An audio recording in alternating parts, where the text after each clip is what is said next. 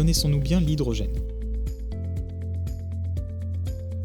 Savons-nous par exemple qu'il est le premier élément du tableau périodique, mais aussi le gaz le plus léger ?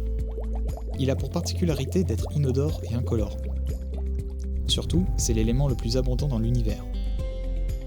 C'est bien simple, on ne le trouve jamais pur sur Terre, mais forcément dans l'eau ou dans le gaz naturel.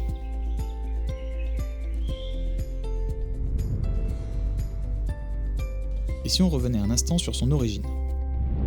En 1520, on découvre que l'acide et le fer produisent de l'air inflammable. Près de 2 siècles plus tard, révélation, la combustion de l'hydrogène forme de l'eau. Début 19e siècle, on révèle l'électrolyse, processus de séparation de l'hydrogène et de l'oxygène par l'électricité. Puis, il faudra attendre 1839 pour inverser le procédé. L'hydrogène et l'oxygène reproduisent de l'électricité et la pile à combustible transforme l'hydrogène en électricité.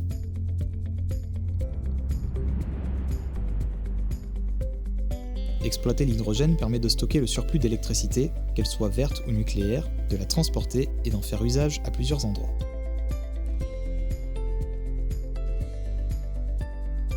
Sous forme liquide ou gazeux, il peut circuler par gazoduc, camions, bateaux, en direction de 3 principaux secteurs. L'industrie comme vecteur d'énergie ou carburant pour les fonderies par exemple. La mobilité, puisque certains bus et voitures roulent aujourd'hui à l'hydrogène et demain ce pourraient être les bateaux et les avions. Les collectivités créent aujourd'hui des centrales pour chauffer et éclairer les bâtiments, les maisons et les piscines. Demain, chaque foyer pourrait avoir sa propre chaudière à hydrogène. Finalement, l'exploitation de l'hydrogène contribue à la réduction de la masse carbone de notre environnement. Mais l'hydrogène n'est pas sans risque.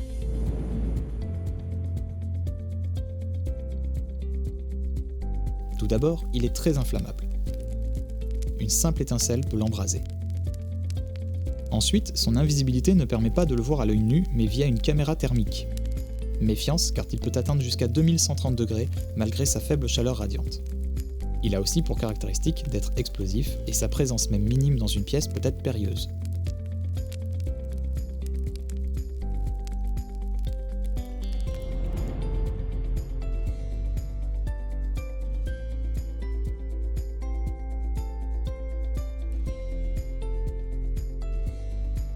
L'ENSOSP forme les 28 000 officiers de sapeurs-pompiers civils professionnels et volontaires de France aux fonctions d'encadrement, au commandement opérationnel, à la gestion de crise et aux interventions face aux risques technologiques. Elle est engagée dans le monde de l'hydrogène depuis 2011 et a participé à des projets européens qui ont permis de prendre en compte ce nouveau vecteur d'énergie, qui ne date pas d'hier.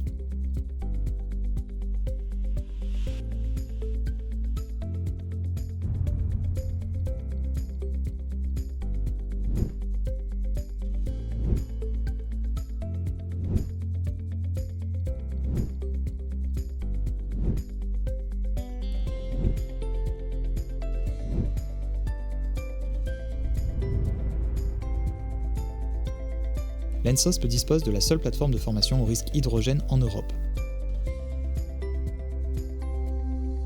Ce plateau technique de 2000 m² situé à Aix-en-Provence permet de s'entraîner via des simulations pratiques en tout genre. On y trouve des outils de comparaison, démonstration et d'intervention, installations fixes et mobilité, multigaz, technologie et matériel unique avec des procédures de mise en œuvre sécurisées et des formateurs spécialisés.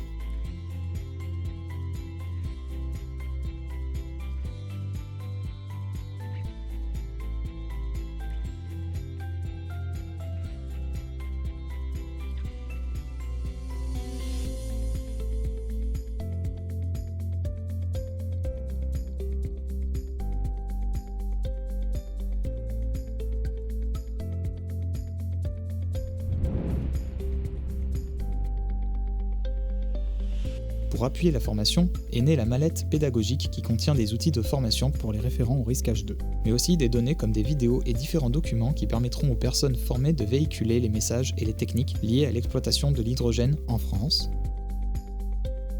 en Europe et à travers le monde.